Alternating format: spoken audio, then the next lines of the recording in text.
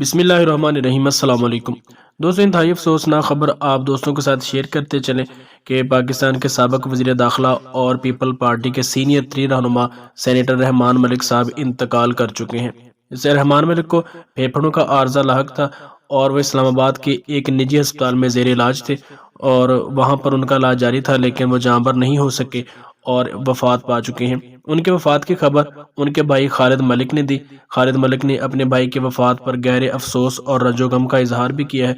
उन्होंने कहा कि रहमान मलिक कोरोना के बायस फेफड़ों के आर्जा में लायक थे और इस्लामाबाद के एक अस्पताल में उनका इलाज जारी था, लेकिन वो जाम पर नहीं हो सके और इंतकाल कर चुके हैं। रहमान मलिक 1951 में सियालकोट में पैदा हुए। उन्होंने अपने सोगवारान में बेवा और 2 बेटे छोड़े हैं। सेनेटर रहमान मलिक 2008 से 2013 तक पाकिस्तान के वजीर दाखिला रह चुके हैं। सियासत में आने से पहले वो FIA के सरबराह भी थे।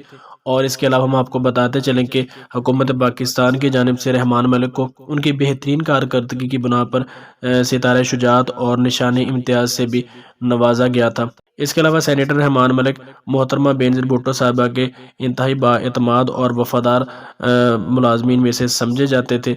पीपल पार्टी की पूरी क़यादत ने उनके वफात पर गहरे अफसोस और रंजो-गम का इजहार भी किया है और इसके अलावा उनकी मगफिरत के लिए दुआ भी की है। अल्लाह ताला मरहूम के दर्जात बुलंद फरमाए और उनको जन्नतुल फिरदौस में जगह दे, आमीन।